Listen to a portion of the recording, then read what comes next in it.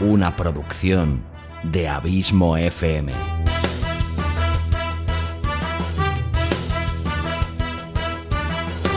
¿Quieres disfrutar de tu tiempo libre escuchando grandes historias, audiolibros y relatos? Un podcast literalmente literario.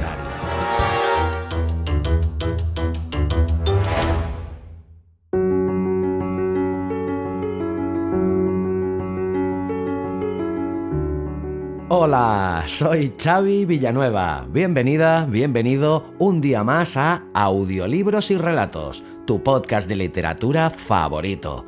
O eso espero. Capítulo 12 de esta quinta temporada, número 162 en el cómputo total de este humilde podcast.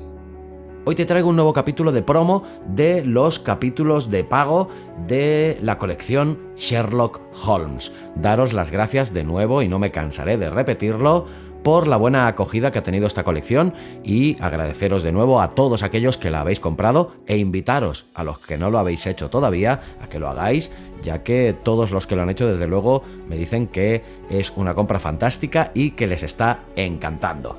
Y eso sí, espero a los que la habéis comprado y a los que estáis a punto de comprarla que la disfrutéis tanto como lo he hecho yo creándola especialmente para vosotros. Pues bien, quinto de los 8 capítulos que conformarán esta colección, y que te recuerdo que puedes comprar cada capítulo individualmente al precio de 1,5 €, o también puedes comprar la colección completa de forma anticipada, consiguiendo así un interesante descuento y recibiendo los siguientes capítulos directamente en tu mail y antes de lo que se colgará en las demás plataformas. Pues bien, el relato que te traigo hoy, quinto ya de esta colección, se titula El ritual de los Musgrave. En la historia, Holmes relata a Watson los eventos que surgieron años atrás después de una visita de un conocido de la universidad, Reginald Musgrave. Musgrave, al que Sherlock Holmes describe como compañero de colegio con el que mantenía un trato superficial, proviene de una familia con una larga y noble historia. Reginald contrata a Holmes para que investigue la misteriosa desaparición de su mujeriego mayordomo y de la segunda doncella. Al parecer, los hechos pasaron después de pillarle tratando de localizar un mapa de instrucciones conocido como el ritual Musgrave, que supuestamente lleva a un tesoro escondido en la guerra civil. Te dejo con un amplio fragmento de dicho relato de 48 minutos de duración en su totalidad, por si tienes curiosidad, y si te gusta, ya lo sabes. Puedes comprar estos capítulos en www.abismofm.com/colecciones. O si me escuchas desde la plataforma iVoox, puedes hacerlo apoyándome en los capítulos exclusivos para fans. Antes de despedirme, decirte que la semana que viene te traeré un capítulo muy especial, ya que celebraré una efeméride muy especial para este humilde podcast, como es el 5º aniversario ya desde su nacimiento. Lo único que te avanzo es que te traeré un autor que todavía no ha pasado por este programa, un relato más largo de lo que es habitual y un personaje principal que es tan icónico y memorable que prefiero dejarte el misterio de quién se trata y que no lo descubras hasta la semana que viene. Gracias como siempre por tu fidelidad, tu constante apoyo y por hacerme sentir tan feliz sabiendo que este podcast te gusta, te acompaña y te sirve de entretenimiento. Como siempre, larga vida al podcasting y larga vida a la audioliteratura.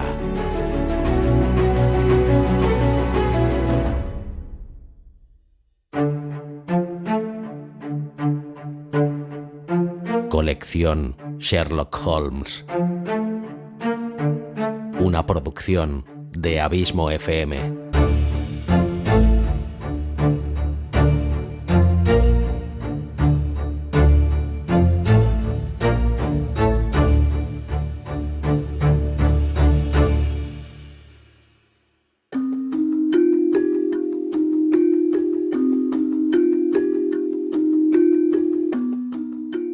El ritual de los Musgrave, de Arthur Conan Doyle.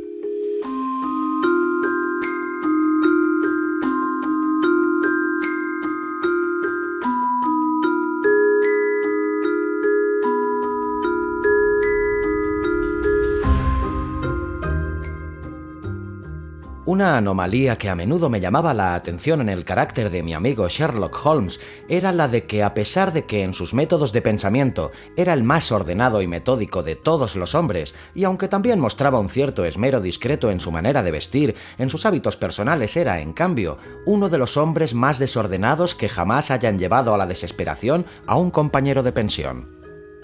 No es que yo sea ni mucho menos convencional en este aspecto, pues la vida desordenada en Afganistán, unida a una disposición de por sí bastante bohemia, me han convertido en hombre más descuidado de lo que corresponde a un médico.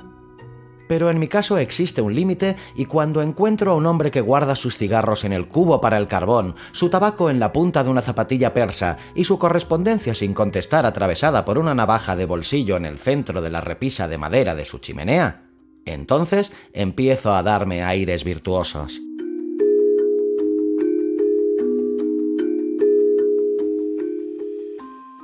Siempre he sostenido también que la práctica del tiro de pistola debería ser indiscutiblemente un pasatiempo propio del aire libre, y cuando Holmes, en uno de sus arrebatos de extravagante humor, se sentaba en una butaca con su revólver y un centenar de cartuchos Boxer y procedía a adornar la pared opuesta con unas patrióticas iniciales VR trazadas a balazos, yo creía firmemente que ni la atmósfera ni la apariencia de nuestra habitación mejoraban con ello. Nuestros aposentos siempre estaban llenos de productos químicos y de reliquias del mundo criminal que tenían la particularidad de desplazarse hasta lugares improbables y aparecer en la mantequera o en sitios todavía más indeseables.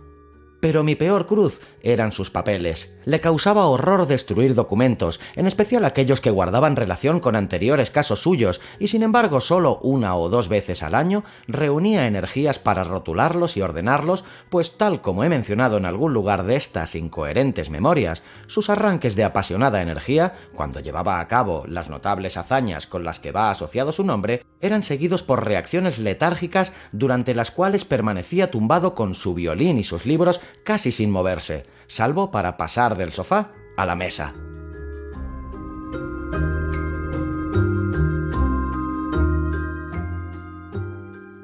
Así, mes tras mes, se acumulaban sus papeles hasta que en todos los rincones de la habitación se apilaban fajos de textos manuscritos que por nada del mundo habían de quemarse y que no podían ser cambiados de lugar por nadie que no fuera su propietario.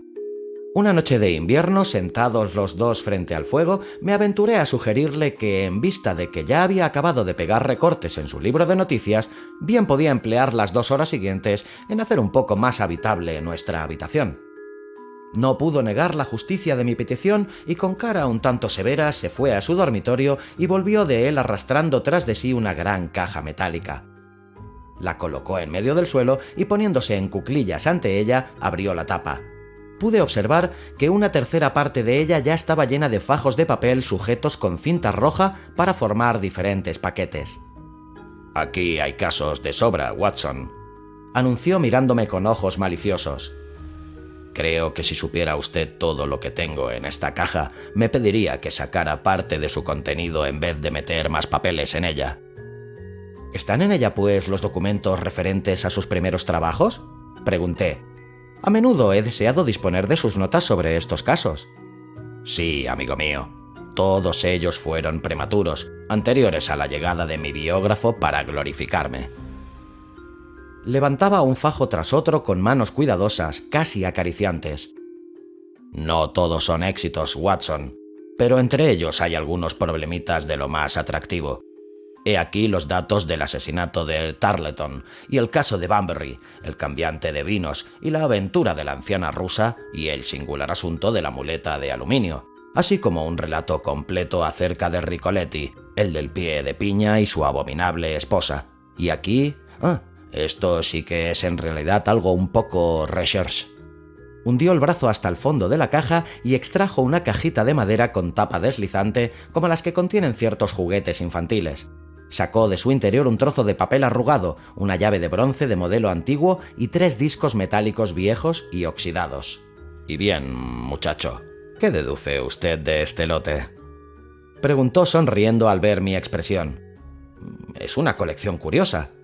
«Muy curiosa, y la historia que la acompaña le parecerá todavía más curiosa». «¿O sea que estas reliquias tienen una historia?». «Tanto que ellas mismas son historia». ¿Qué quiere decir con esto? Sherlock Holmes las cogió una por una y las depositó a lo largo del borde de la mesa. Después volvió a sentarse en su sillón y las contempló con un destello de satisfacción en sus ojos. Esto es todo lo que me queda para recordarme la aventura del ritual de los Musgrave. Yo le había oído mencionar el caso más de una vez, aunque nunca había podido ver reunidos sus detalles. Me agradaría mucho que me ofreciera un relato del mismo, le aseguré. Dejando toda la basura tal como está, exclamó con malicia. Veo que después de todo su amor al orden no soporta tensiones excesivas, Watson. Pero yo me alegraría de que agregara este caso a sus anales, pues en él hay detalles que le confieren un carácter único en los archivos criminales de este país, o según creo, de cualquier otro. Ciertamente una recolección de mis ínfimos logros estaría incompleta si no contuviera un relato de este asunto tan singular. Tal vez recuerde cómo el caso de la corbeta Gloria Scott y mi conversación con aquel hombre desdichado de cuyo destino ya le hablé, llamaron por primera vez mi atención hacia la profesión que se ha convertido en el trabajo de mi vida. Usted me ve ahora cuando mi nombre es bien conocido por doquier y reconocido en general, tanto por el público como por las fuerzas oficiales, como un último tribunal de apelación en casos dudosos. Incluso cuando usted me conoció, en tiempos de aquel asunto que ha conmemorado en Estudio en Escarlata, yo ya había establecido una relación considerable, aunque no muy lucrativa. No puede imaginar cuán difícil me resultó todo al principio y cuánto tiempo tuve que esperar antes de comenzar a abrirme camino. Cuando llegué a Londres tenía unas habitaciones en Montague Street, junto a la esquina del British Museum, y allí esperé rellenando mi abundante tiempo de ocio con el estudio de todas aquellas ramas de la ciencia que pudieran conferirme mayor eficiencia. De vez en cuando se me presentaban casos, sobre todo por la mediación de colegas estudiantes, pues mis últimos años en la universidad hubo allí abundantes comentarios sobre mi persona y sobre mis métodos. El tercero de estos casos fue el del ritual de los Musgrave, y en el interés que suscitó tan singular cadena de acontecimientos, así como en las importantes cuestiones que, según resultó, estaban en juego, situó yo mi primer paso adelante hacia la posición que ahora ocupo. Reginald Musgrave había pasado por mi colegio y nos conocíamos superficialmente. No era popular en general entre los alumnos, aunque a mí siempre me pareció que aquello que se consideraba como orgullo era en realidad un intento de ocultar una extrema timidez natural. En apariencia, era hombre de un tipo que no podía ser más aristocrático, alto, con nariz recta y ojos grandes, de ademanes lánguidos y, sin embargo, corteses. Era efectivamente el vástago de una de las familias más antiguas del reino, aunque la suya era una rama menor que se había separado de los Musgrave del norte en algún momento del siglo XVI y se había establecido en la parte oeste de Sussex, donde la mansión solariega de Hurlstone sea tal vez el edificio habitado más antiguo del condado. Algo de su lugar natal parecía haberse adherido a él, y nunca miré su semblante pálido y anguloso ni la postura de su cabeza sin asociarle arcadas grises y ventanas con parteluz y todos los vestigios venerables de una sede feudal.